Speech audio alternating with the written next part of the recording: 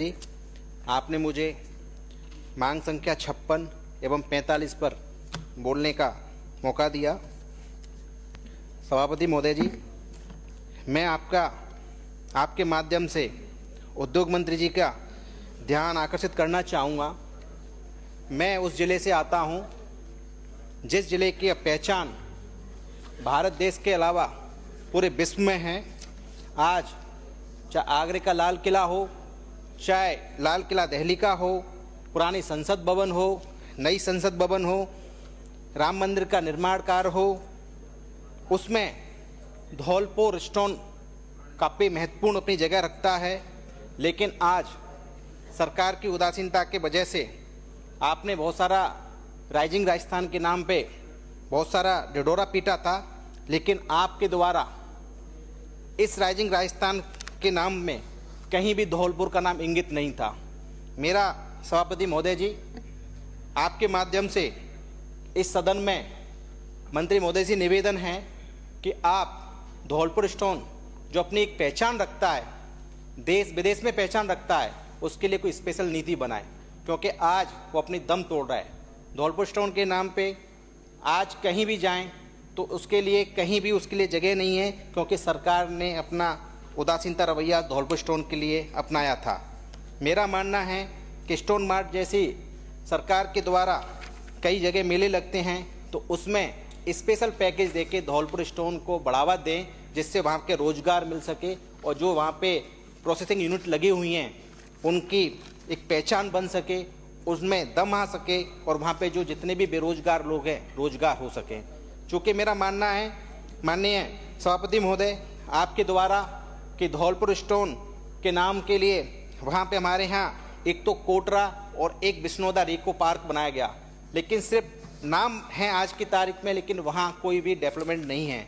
मेरा आपके माध्यम से मंत्री जी से विशेष निवेदन है कि आप इन दोनों जगह को कृपया दिखवा करके इनकी पहचान दिलवाएं, उनका विकास करवाएं, या फिर सनोरा आंगई जो कि उपखंड सरमत्रा और बाड़ी के बीच में है और एक नादनपुर वहाँ पे रिको पार्क खोलने की कृपा करें। मेरा आपका सदन के माध्यम से निवेदन है। साथ ही मैं ये कहना चाहूँगा कि धौलपुर में लीज जो खनन माइंस हैं उनमें आज पत्थर नहीं है, क्योंकि एक ही जगह पे बार बार खनन करते करते वहाँ पे पत्थर ख़त्म हो चुका है। इस वजह से मैं चाहता हूँ कि हमारे धौलपुर के अंदर खनन नीति अपनाते हुए नए प्लॉट, नए ऑक्शन खोले जाएँ और जो वन भूमि आती है जहाँ पत्थर अच्छा मिलता है, जहाँ इलीगल माइंस होती है, हम कितना भी जोर लगाते हैं वो रुक नहीं पाता है। तो मैं चाहता हूँ माननीय मंत्री महोदय जी बैठे हुए हैं वन एवं पर्यावरण कि आप गंभीरता से लेते हुए इस डाइवर्जन करें, कुछ ज़मीन को वहाँ से डाइवर्जन कर देंगे भूमि को, तो सरकार को रेवेन्यू मिलेगा, धौलपुर स्टोन की एक पहचान मिलेगी, वहाँ के लोगों को रोजगार मिलेगा। सभापति महोदय, मेरा आपसे आपके माध्यम से सदन में दोनों मंत्री जी हैं उनसे विशेष निवेदन है, क्योंकि हमारे वैसे आप कहेंगे नाम नहीं लेना चाहिए, संसदीय कार्य मंत्री जी बैठे हुए हैं, फिर कहेंगे कि आप नाम नहीं लेना चाहिए। हमारे पूर्वी राजस्थान के बहुत कद्दावर नेता हैं जिन्हें हम बाबा कहते हैं, वो गए थे मेरे क्षेत्र में। मैं कोई आरोप नहीं लगा रहा हूँ, लेकिन मेरा निवेदन है कि उन्होंने वहाँ एक वादा किया था मेरे क्षेत्र में लोगों से कि मैं माइंस, वन विभाग और रेवेन्यू के बड़े अधिकारी, सेक्रेटरी लेवल के अधिकारियों को लेके आऊँगा और यहाँ का एक सीमाबंद कराऊँगा। तो मेरा मानना है कि उन्होंने जो वादा किया तो आप उसको आप पूरा करें। सदन के माध्यम से जिन्हें हम बाबा कहते हैं, प्यार से बाबा कहते हैं ये। साथ ही मेरा निवेदन है कि आप हमारे धौलपुर के स्टोन नीति को, उद्योग नीति को, बाबा का नाम आप जानते हैं अभी ये है।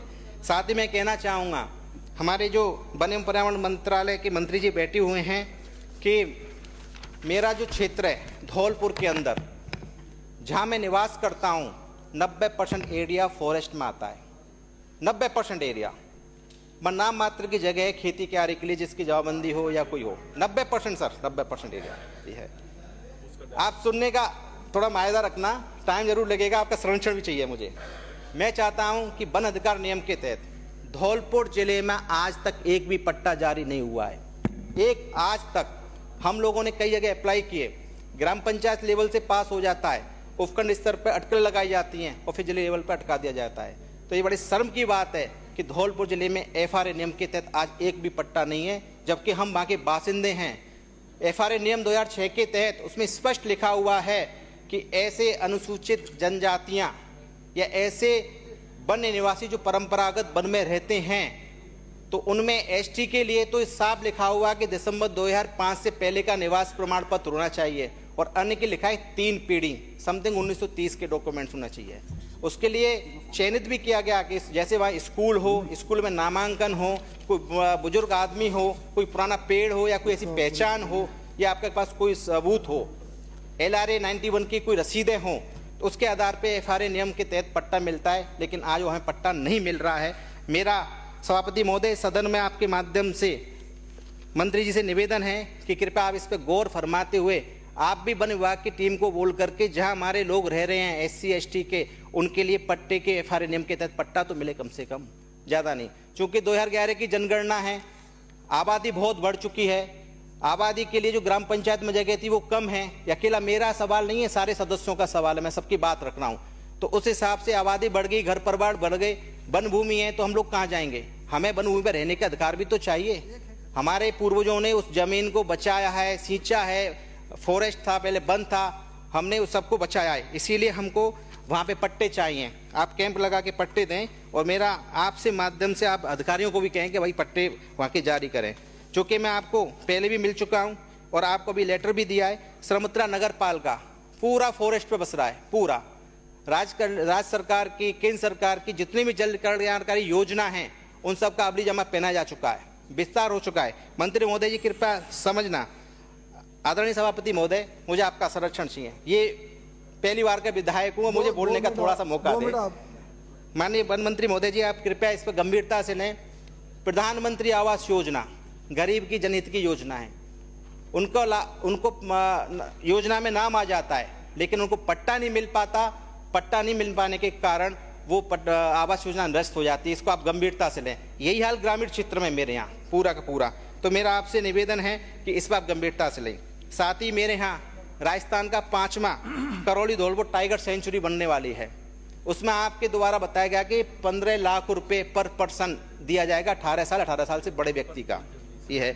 तो मेरा निवेदन है कि उसको आप बढ़ाएं, उसको देखें। कोर जोन घोषित हो गया, बफर नहीं हो पा रहा है, तो मैं आपसे निवेदन कर रहा हूं कि आप उसको भी थोड़ा गंभीरता से देखें और हम लोगों के लिए सहूलियत प्रदान करें वहाँ पे, कि हम लोगों की आजीविका का साधन क्या हो, कैसे हम वहाँ पे रह सकें।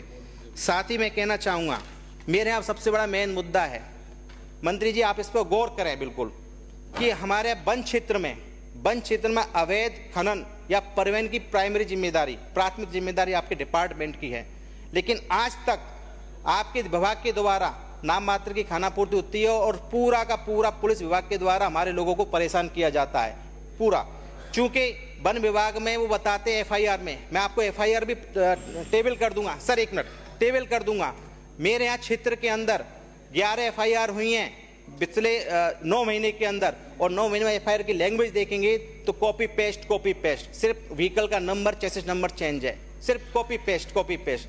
जब आपको पुलिस को मुखबिर के द्वारा सूचना मिल रही है कि अवैध खनन हो रहा है, परिवहन हो रहा है, तो मेरा माध्यम सभापति महोदय जी आप गौर करें मंत्री जी कि आप एक सेकंड सर, आप जब आपको सूचना मिल रही है तो वन विभाग की टीम को शामिल लेके क्यों नहीं जाता? मेरा आपसे माध्यम है कि आप वन विभाग की टीम उस पर कार्रवाई करे, ना कि पुलिस करे, क्योंकि आप कार्रवाई करेंगे तो बहुत होगा। मेरा आप सदन के माध्यम में मंत्री महोदय जी इस पर गौर करें। जी बहुत बहुत धन्यवाद।